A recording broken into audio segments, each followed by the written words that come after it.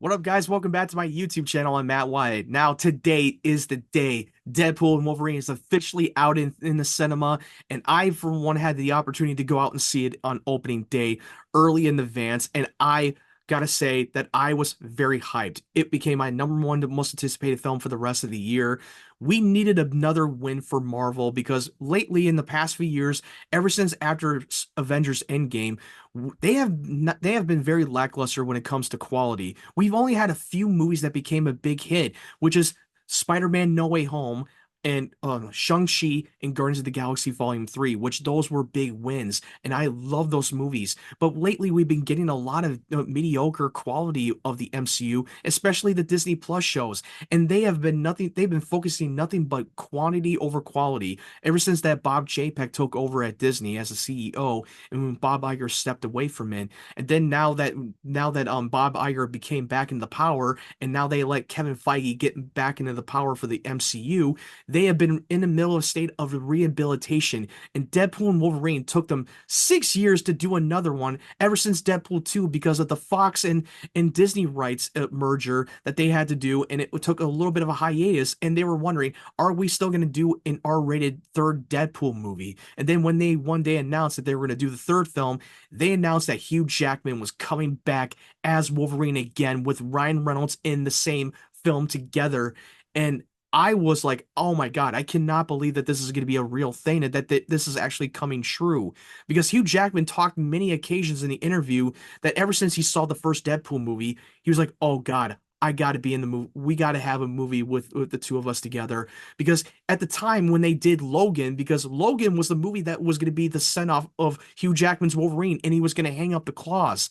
And he realized that the next day when he saw the first Deadpool movie that he made a big mistake. Now look, he might have just told us what we wanted to hear, and that maybe they gave him a dump truckload of money to get him back in the shape and becoming Wolverine again. I don't know, but maybe was being truthful, and I don't care either way. I was hyped to see him come back, and that we were going to see Deadpool and Wolverine in the same movie, and I thought that it was very exciting. And this is supposed to be taking place 6 years after the events of Deadpool 2, and Wade Wilson is suffering a midlife crisis, and he wants to do something that matters until he was approached by the TVA, which they're the ones that are controlling throughout time and space, throughout the multiverse, and they offer him something that he couldn't refuse to join the MCU, and that his world is at stake, and now he wants to go and recruit a reluctant hero, Wolverine. And that's really what the plot has said. And they were trying to figure out how are they going to make put Wolverine and Deadpool in the same movie together when this version of Wolverine died in Logan. Well, they made it very clear that this is not our same Wolverine that we last saw in Logan. That was already mentioned in the marketing and the trailers. So and now that we have the multiverse, they have an opportunity to tell the story and bring this version of Wolverine that is the one that let the entire world down from this version. And his soul is very tormented. He's living by that guilt, and he is not the man he used to be. And I love that they wanted to make them more of a deconstructive hero. And I thought that the way that they met up with each other was great, and the banter between the two of them was absolutely fantastic. What I want to say, then, I want to get this out of the way, this movie lived up to the hype. It really gave me everything I wanted and more. I loved it. It really kept the consistency of the bonkers, the fourth wall breaking, the meta and the tongue in cheek and all. And it was way more R-rated. And we were always wondering, are they going to make this as a how hard R-rated movie is going to be? No, they did not held anything back. And the director, Shawn Levy, who previously worked on the movie Free Guy with Ryan Reynolds a few years back, and he worked on the show Stranger Things. He even directed Cheaper by the Dozen, which that movie was one of my guilty pleasures. But Shawn Levy has been on a roll lately, and ever since that they worked on the Netflix film called The Atom Project, he's been begging for Shawn Levy to direct the next installment of the Deadpool franchise. And they had years to figure out how are we going to make Wolverine and Deadpool work on screen, and how we're going to, and they are all about Let's tell a great story.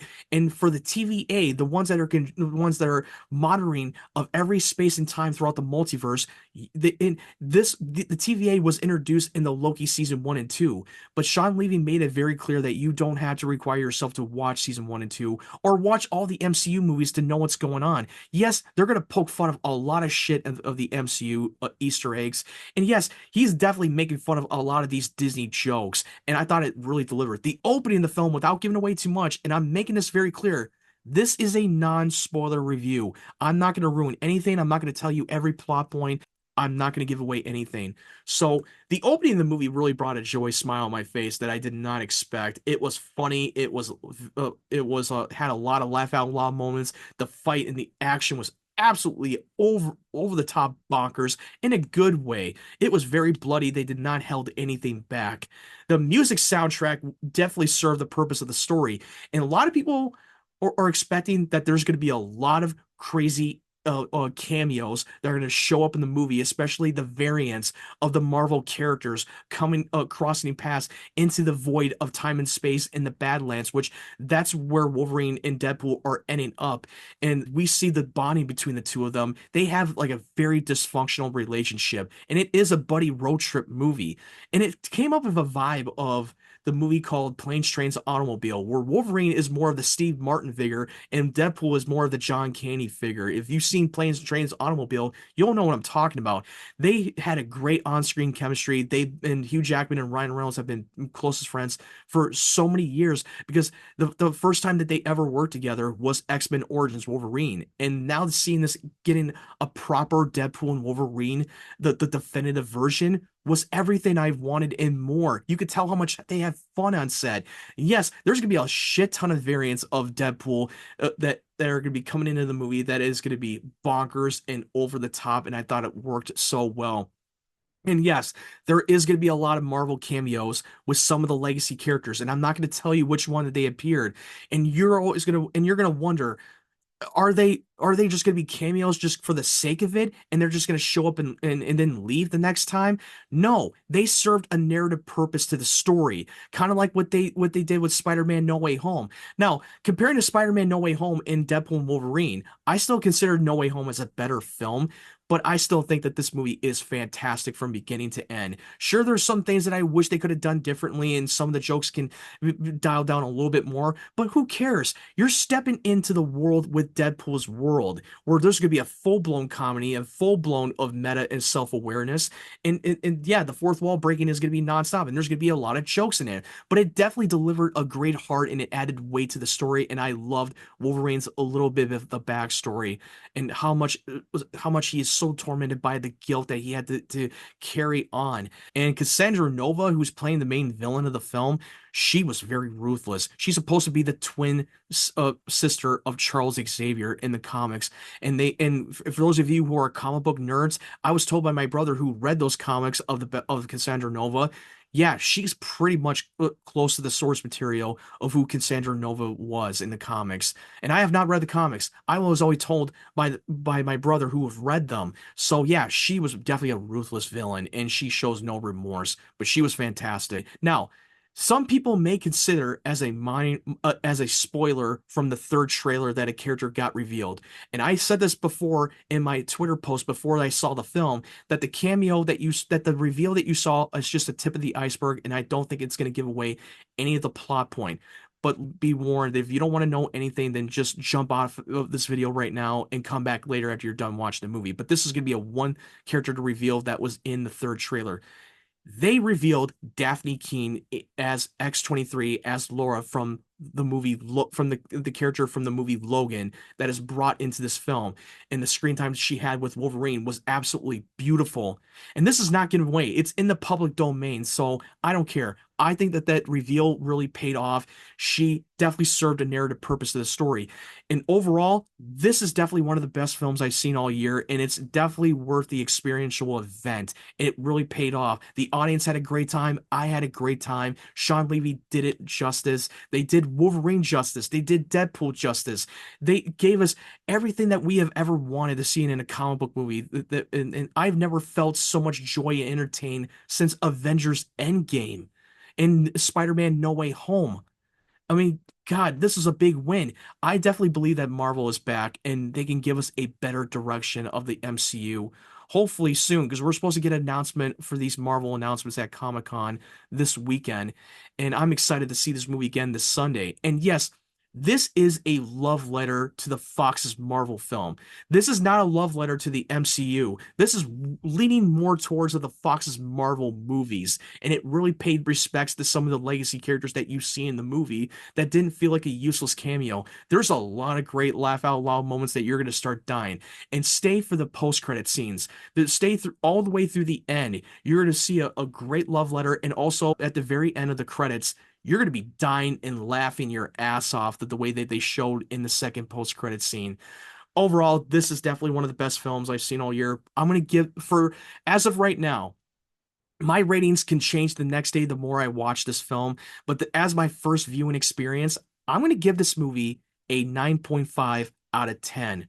I know it's a lot high, and I don't want to overhype it for some of you out there that are looking forward to it, and you might walk out of it disappointment. Now, look, if you're going in expecting this to be an Academy Award-winning movie, it's not going to be one of them. And it's not going to fall in the same tone with Logan. This is following a satire comedy superhero film like the first two Deadpool movies. Yes, there's going to be some heavy moments. There's going to be some serious dramatic moments, and there's going to be a weight to it for some parts. But this is going to be a lot more comedy. And I thought that they delivered the comedy and they deliver a great soundtrack.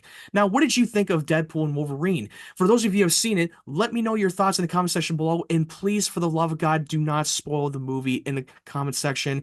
This video is a non-spoiler review, and I'm planning on doing a spoiler discussion with two of my co-hosts from Small Talk that I do on the podcast. We're going to be doing a spoiler discussion on Sunday, so keep an eye open for that. We're going to go crazy and far in depth with the film, and I'm excited to talk about it, and I can't wait to see it again on Sunday, and I'm going to see it more and more times. I hope that this is leading in a great direction with the Marvel Universe, and it looks like they're trying to get us back into it. Thank you so much for watching my video. Make sure you leave this a like and subscribe to my channel for more of my videos. Make sure you check out my other review for the newer release film called Twisters. I finished up reviewing the Road to Deadpool and Wolverine, so check that out as well. I appreciate you guys supporting my channel. My goal is to reach 500 subscribers. I hope you guys have a great weekend, great day, great evening, wherever you're from, and stay tuned for more of my content.